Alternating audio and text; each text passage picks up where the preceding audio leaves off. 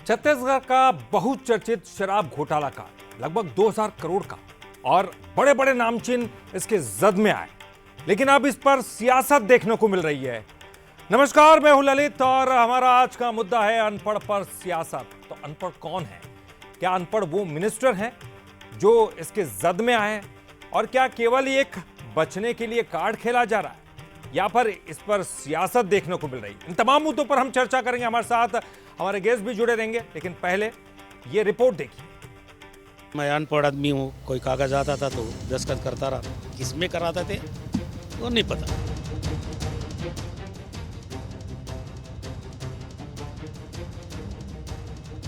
भूपेश बघेल सरकार में आबकारी मंत्री रहे कवासी लखमा पर ईडी शिकंजा कस रही है। उनके घर और नजदीकियों के ठिकानों में ईडी की रेड के बाद छत्तीसगढ़ में जमकर सियासत हो रही है। लखमा के अनपढ़ वाले बयान को लेकर छत्तीसगढ़ बीजेपी ने एक कार्टून पोस्ट करके कांग्रेस और लखमा को घेरा। सुनिए आखिर क्या कहा था कवासी लखमा ने। और मैं अनपढ़ आदमी हूँ, कोई कागज आता था तो त्रिपाठी लेके आता था, दस्तखत करता रहा। कभी मेरा पीए पढ़ाता था, मैं पढ़ के दस्तखत करता था, किसमें कराते थे वो नहीं पता। लखमा की मासूमियत और बीजेपी के पोस्टर पर जमकर राजनीतिक बयानबाजी हो रही है। छत्तीसगढ़ का कथित 2000 करोड़ का शराब घोटाला केस। अब जांच के दायरे में आए कवासी लखमा। पूर्व आबकारी मंत्री के बेटे हरीश भी रडार में। शनिवार को कई कांग्रेस नेताओं के घर हुई ईडी की रेड। ईडी ने की सुकमा और रायपुर में 15 घंटे तक छापेमारी। कवासी और उनके बेटे हरीश को जारी किया समन। कवासी लखमा पर हर महीने 50 लाख रुपए लेने के आरोप। जांच की आज के बाद बदले कवासी लखमा के सुर। मैं अनपढ़ हूं पर बीजेपी ने जारी किया पोस्टर।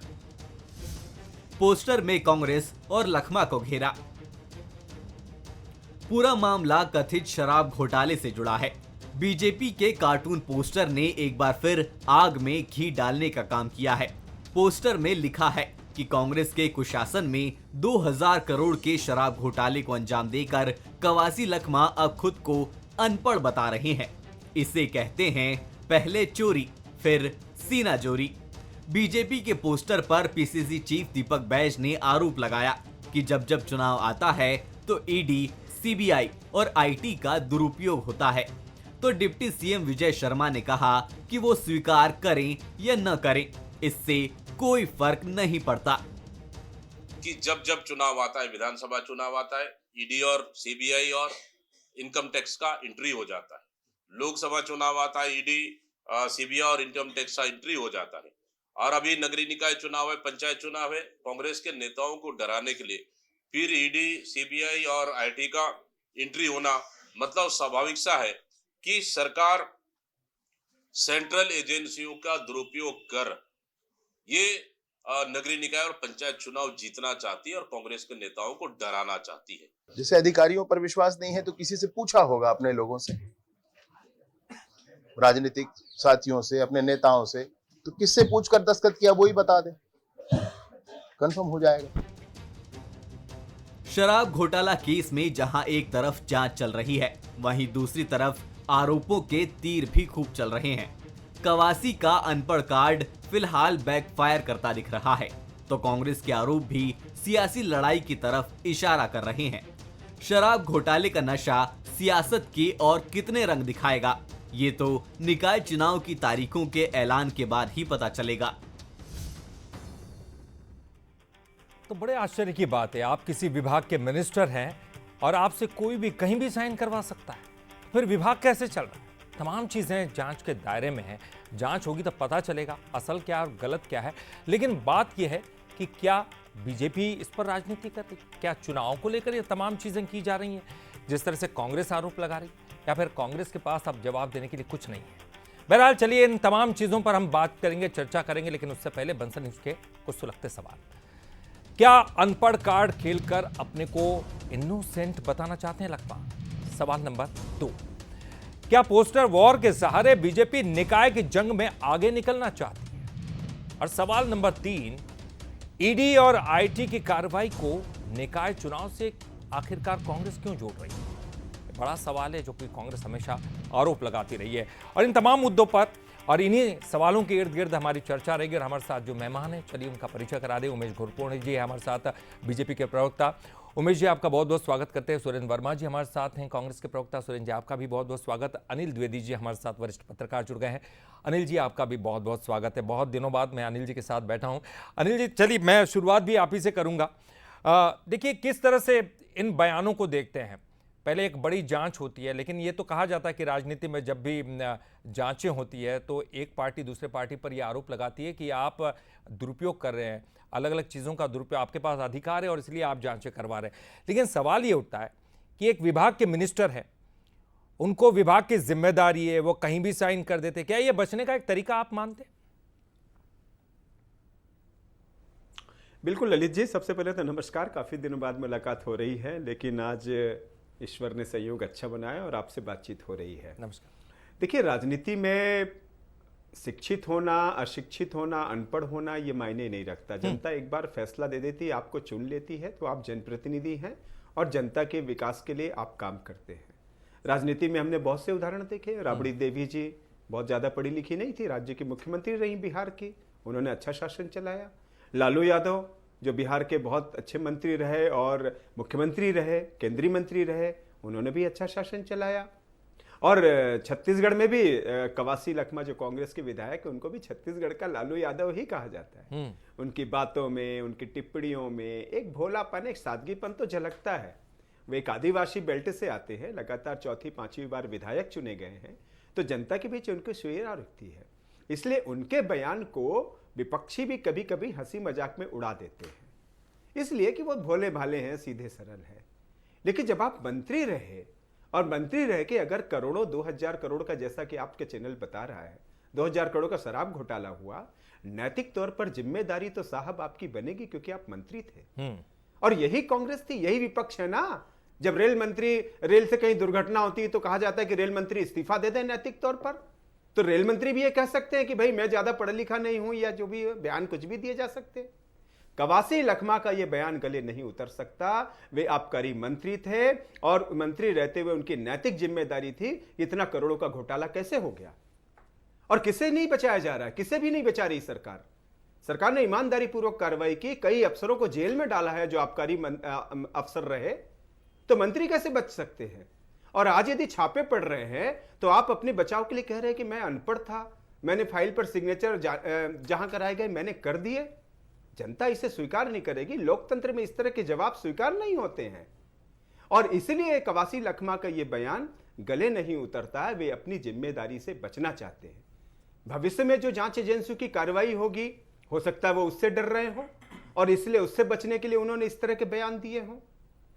आप आबकारी मंत्री थे। और एक बात और ललित जी कहना चाहूंगा, यही जब रमन सरकार थी, आबकारी विभाग में किस तरह अच्छे फैसले लेकर के सरकार को लाभ में पहुंचाया जाता है। मैं एक उदाहरण देना चाहता हूं आपको। रमन सरकार में अमर अग्रवाल थे, आबकारी मंत्री थे। उन्होंने फैसला किया कि अब सरकारी दुकानों में शराब बेची जाएगी, यानी सरकार शराब बेचेगी।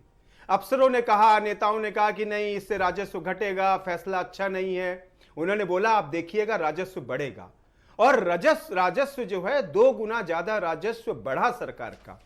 यानी आबकारी विभाग वही, मंत्री वही, लेकिन दूरदर्शिता और दृष्टिकोण देखिए कि एक फैसले के चलते सरकार का राजस्व बढ़ गया। अब मैं इस पर नहीं जाना चाहता कि शराब से कमाई कितनी हो रही, क्या हो रही, वो एक अलग विषय है। लेकिन आबकारी मंत्री रहते हुए आपके अच्छे फैसले अच्छे सरकार को फायदा पहुंचाते हैं।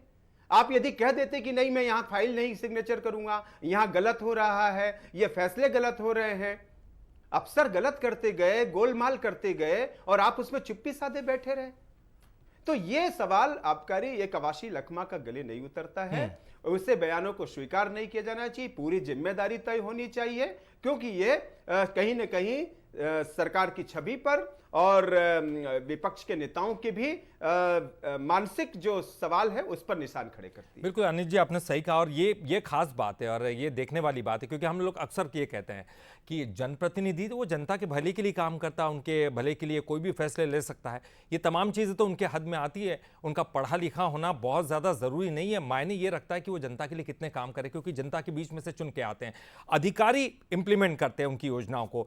लेकिन अगर कोई मिनिस्टर इस तरफ ध्यान न दे, अधिकारी उनसे किसी भी फाइल पर साइन करवा ले, तब भी मुश्किलें हो सकती है। और चलिए सुरेंद्र जी से हम जानना चाहेंगे, सुरेंद्र जी नैतिक रूप से जवाबदारी तो बनती है ना सर, भले ही उन्होंने ध्यान नहीं दिया, उनको पता ना होगा कि कौन सी फाइल है, करने वाले तो वो अधिकारी हैं, लेकिन नैतिकता तो उन्हीं की बनती है। इतने बड़े बड़े हमने रेल के एक्सीडेंट देखे जिनमें बड़े बड़े मिनिस्टर्स ने जो है त्यागपत्र दे दिया, इसलिए क्योंकि भले उनका कोई काम, उनकी कोई गलती नहीं थी, इसके बावजूद उन्होंने त्यागपत्र दे दिया। एक बड़ी गलती उनकी बनती ना, ऐसे बच सकते हैं क्या? और कांग्रेस को भी मुश्किल में डाल रहे हैं वो। ना ललित जी, आपने बहुत अच्छी बात कही कि नैतिकता की उम्मीद आप कांग्रेसियों से कर रहे हैं, ये जायज भी है। भारतीय जनता पार्टी की सरकार से तो नैतिकता की उम्मीद करना ही व्यर्थ है। नहीं उनसे भी है, वो भी अगर सरकार मेरे तो उनसे भी है।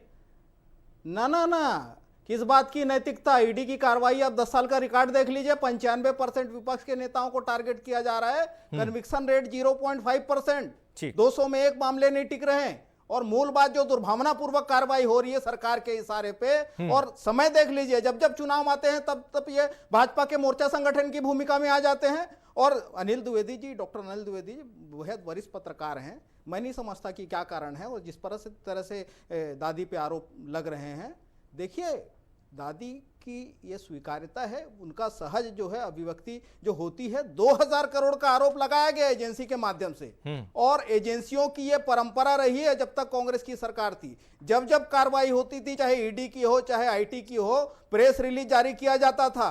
बताए कवासी लखमा के घर से एक नया पैसा भी बरामद हुआ हो तो कुल संपत्ति जिनकी 1.25 करोड़ भी नहीं है उस व्यक्ति पर, उसमें उनका पारिवारिक कृषि भूमि भी है, उनका पैतृक संपत्ति भी है, चल अचल, और उनकी पत्नी के खाते सब मिलाकर जो है कुल संपत्ति 1.25 करोड़ की भी नहीं है। उस व्यक्ति पर अगर 2000 करोड़ का आरोप लगे तो और क्या कहा जाएगा कि जो लोग मिलके उनको फंसा रहे हैं वो धोखे से दस्तखत कराए हो, यही तो कहा ना।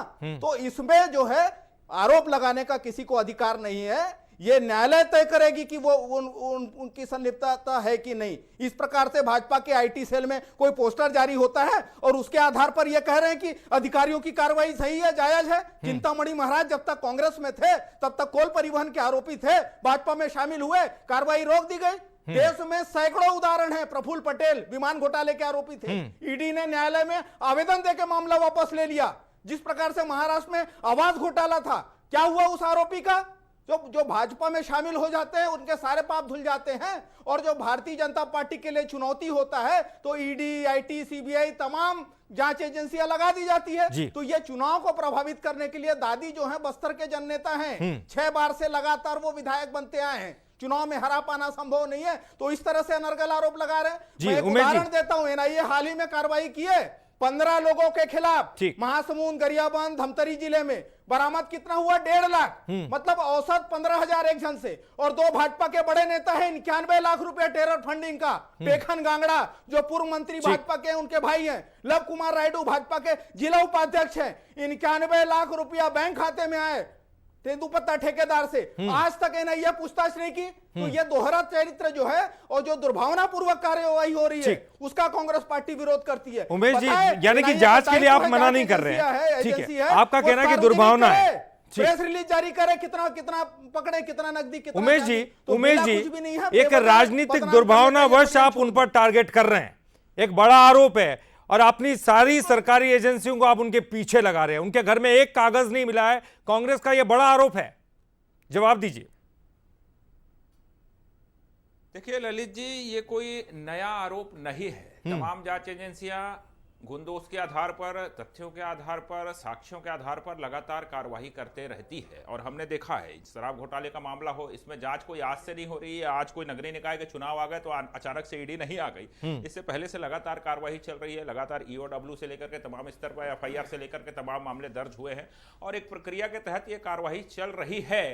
उसको चुनाव से जोड़ करके कहीं ना कहीं उसकी आड़ में अब ये किसको बचाने का प्रयास कर रहे हैं, इनकी बौखलाहट से समझा जा सकता है। और जब ये इतने ही तर्क दे रहे हैं, इतने ही आरोप लगा रहे हैं, इतनी तमाम चीज़ों, प्रेस रिलीज से लेकर के तमाम चीज़ों पर ये सवाल उठा रहे हैं और ये इतने ही पाक साफ हैं, तो आज ईडी ने बुलाया था साहब, आप क्यों नहीं गए?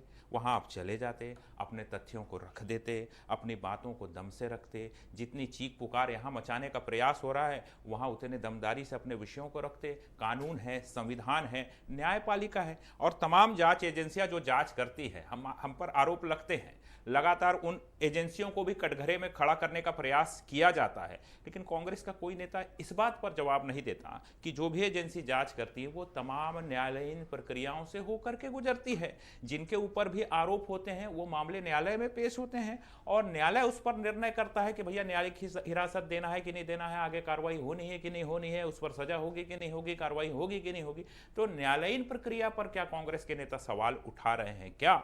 और जिस प्रकार से आदरणीय कवासी लखमा जी का विषय है, निश्चित तौर पर जन नेता है, एक जिम्मेदार जनप्रतिनिधि है। वो बीते 5 वर्षों में कांग्रेस के शासनकाल में माननीय पूर्व मुख्यमंत्री भूपेश बघेल की सरकार में एक जिम्मेदार मंत्री रहे हैं। और जिस प्रकार से 5 वर्ष बीतने के बाद, कांग्रेस की सरकार जाने के बाद आज उनका जिस प्रकार से बयान निकल करके आ रहा है, वो कहीं ना कहीं ये तमाम छत्तीसगढ़ की जनता को सोचने पर भी मजबूर करता है, आशंका भी पैदा करता है कि 5 वर्षों तक जो व्यक्ति जिम्मेदार पद पर बैठा रहा, जो मंत्री था, वो आज पता चल रहा है कि वो अनपढ़ है। खैर, उस विषय पर मैं सवाल नहीं उठाऊंगा, लेकिन जिस प्रकार से इस विषय के आने के बाद उनका बयान निकल करके आ रहा है, ये कहीं ना कहीं कई आशंकाओं को जन्म देता है। और जिस प्रकार से उन्होंने कहा कि उनसे साइन करा लिया गया, मैं समझता हूं कि कद्दावर नेता हैं कवासी लखमा जी, मैं बड़ा सम्मान करता हूं उनका, और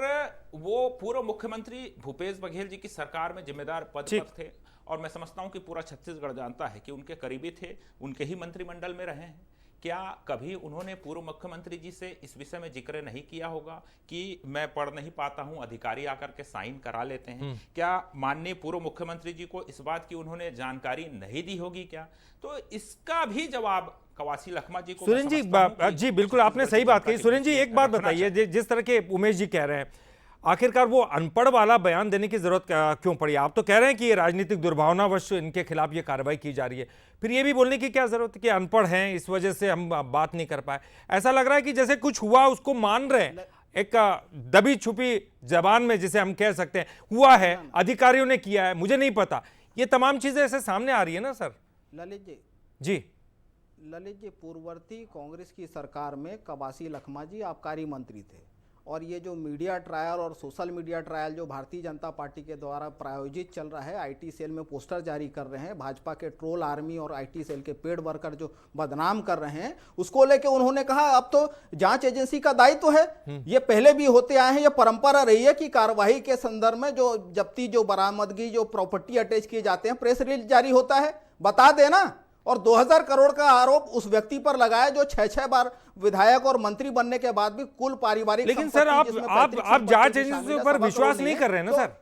आप खुद ही कह रहे हैं कि वो दुर्भावनावश उनका इस्तेमाल हो रहा है, तो कैसे जांच होगी बताइए? ललित जी, ये सबसे बड़ा दुनिया का शराब घोटाला यदि कभी हुआ है तो वो रमन राज में हुआ है। 4400 करोड़ का तथ्यों के आधार पर आरोप लगे। ईडी यदि कार्रवाई करती है तो दायरा 2012-13 से अब तक क्यों नहीं होना चाहिए? जिस तरह से 12-13 और 13-14 में सप्लायर कंपनियों से 60% कमीशन रमन राज में, हमने कोई आबकारी नीति में परिवर्तन नहीं किया। रमन राज में पहली बार जो अंग्रेजों के जमाने पे के जो शराब नीति थी उसको बदला और 2012-13 और उमेश जी जवाब दीजिए। देखिए वो आप पर आरोप लगाते हैं, रमन सरकार के राज की बात निकाल लेते हैं। ठीक है, चल ठीक है सर। डीकेएस में फर्जी ऑडिट रिपोर्ट किसने लगाया? अरे भाई, आरोप लगाने से नहीं होगा। ललित जी, इनसे ये पूछिए, नरकीराम कोवरकल प्रेस वार्ता लेने मजबूर हुए प्रेस क्लब में।